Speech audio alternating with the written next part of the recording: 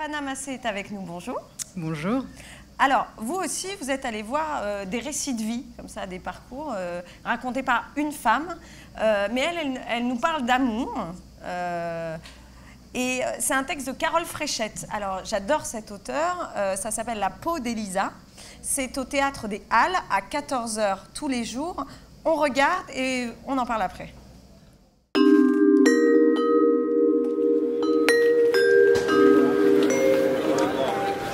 La peau d'Elisa, c'est l'histoire d'une femme qui vous raconte des histoires d'amour, des histoires qui sont arrivées pour de vrai. Elle vous raconte ces histoires en donnant des détails qui donnent des frissons. Et puis parfois, tout d'un coup, elle s'arrête et avec plein de fébrilité, elle regarde sa peau, elle vous regarde. Et puis elle continue, elle se remet à raconter des histoires qui donnent des frissons. Et petit à petit, eh bien, elle va vous dire ce qui lui est arrivé et ce qu'un jeune homme un jour lui a confié dans un café.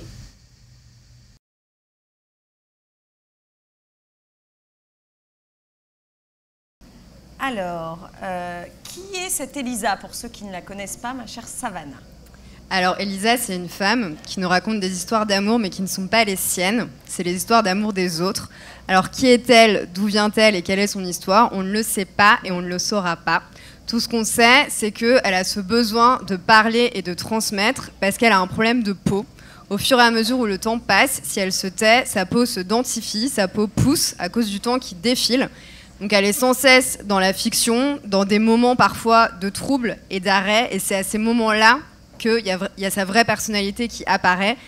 Il y a des moments de fragilité et des problèmes de confiance en elle aussi qui arrivent dans ces moments-là. Le regard des autres, pour elle, est très important, je crois me souvenir.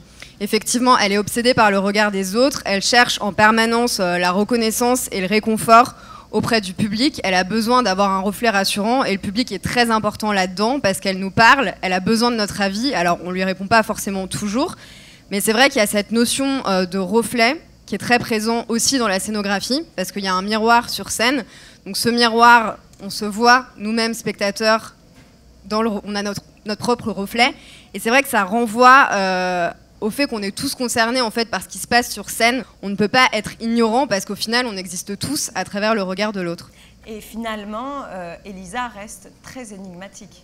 Alors Elisa est très énigmatique, la comédienne Mama Prasinos qu'on a pu voir est très énigmatique également et elle est troublante de réalité et de fébrilité. Et c'est vrai qu'elle est tiraillée entre ses récits fictifs, mais aussi des moments où elle est dans le présent, elle est là avec nous, elle partage ce qu'elle vit. Donc ça, c'est des vrais moments d'émotion, mais qui nous intriguent, parce qu'on est curieux, on a envie d'en savoir plus sur elle, finalement, parce qu'elle existe à travers les histoires des autres. Alors finalement, est-ce que c'est pas parce qu'elle n'arrive pas à exister à travers sa propre histoire?